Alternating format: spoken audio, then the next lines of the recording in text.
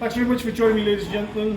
We're out the Headingley rain at the moment. It's absolutely chucking down ahead of the first T20I between England and Pakistan. And with me, I've got a very special guest, the one and only Dominic Cork. Dominic, thanks very much for your time. No worries, great. Hopefully the weather stops, but I don't see it happening at the moment. Don't think so, mate. No. Not even the rain dance is going to change this. I can't dance, so don't bother.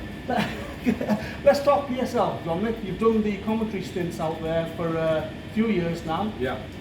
Enjoyment of Pakistan first and foremost. Yeah, I love the country. Love the passion of the crowd there. I think it's immense. Some of the stadiums when they're full, you know, the Lahore Stadium, the Gaddafi Stadium is magnificent. I enjoyed Multan.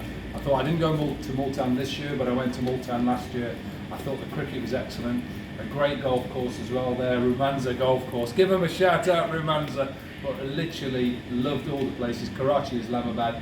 Went to some really special places, and I love going back to Pakistan every time. You've become a firm favourite with the Pakistani fans as well. You know, you're loved by all the Pakistanis. Well, I'm not sure I'm loved by all. I was never loved by all when I was on the cricket pitch. They always didn't like me. But no, look, what I like is the fact that cricket went back to Pakistan a few years ago.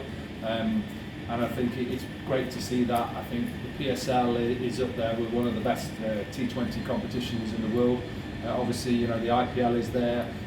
Obviously Big Bash, but you see the quality of PSL, you see the quality of the players, the overseas players that they bring in as well. It is a great league, and it's great to commentate on. 6 teams, do you see it expanding? Do you think it'll be better for the tournament? Yeah, I think it will do. I think what I'm reading in the press and the people like yourself and around is that they're going to obviously get the teams, maybe 8 teams.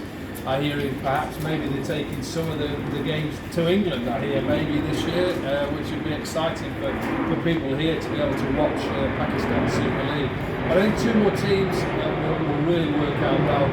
I think when they introduce that extra team from 5 to 6, it's worked because there's so much quality and there's so many talented local players in Pakistan that it will give them opportunities to obviously showcase their skills on the big screen. And when you talk about the quality is mainly the pace bowling, isn't it? But, I mean, this time we saw a few spinners and a few batters come through. Yeah, everybody says about the pace bowling. I think all round. I see some batters. I see the likes of Saim Ayub has come through. Obviously, there's Babar Azam, there's Rizwan, Imad Wasim, who's played very well as well with the bat. You see people like them. But I just think all through there's quality. You know, you've got the pace of Haris Ralph and Shane Shah Afridi and the likes of that. We didn't see SNL this year because of his injury. But I think all the way through teams, they're stacked with all types of bowlers, spinners and batters, and I just think that the competition and I think the teams are really strong. Do you get much of a chance to visit the country, or is it hotel to hotel? Mainly hotel to hotel. I'm lucky, the TV company look after us really well, NEP Transgroup there. We play a lot of golf courses, so hence why I mentioned Rumanza. We're lucky enough as well to play in Lahore as well, but it depends a lot on obviously security and whether we're allowed out. We go to people's houses and we do enjoy a few little gatherings and the lovely local cuisine. Yes. I was going to say the cuisine is magnificent.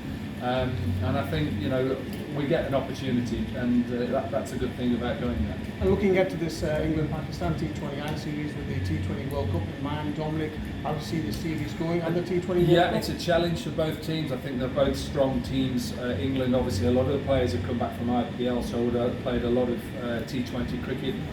Same as with Pakistan, they've just come back after, obviously, the PSL. They went to Ireland, lost that first one, which upset the apple cart quite a lot, but they came back and played well. They're very well-matched sides. Obviously conditions here would obviously suit England a little bit because of the cold weather and the rain. But I think Pakistan, led now by a different coach in Gary Kirsten, led by Babar Azam. People keep questioning him as a captain. I think he's an excellent captain, and I think he's one of the best players you can have. I think it's going to be a close call. I have to go with England. I think England will win. And finally, the T20 World Cup, Dominic, any particular teams that you fancy to lift that? Well, I always go with the 4, and I'll stick with the 4 all the way through. I think England, Pakistan, India and Australia will be the 4 that will be in the semi-finals. Who will win it? Oh, no, I've got to go with England. No. But I'd love to see an England-Pakistan final again, and let's see if England can go back-to-back wins and win it like they did in Australia. Thanks very much, Dominic. One and only Dominic Cork, folks.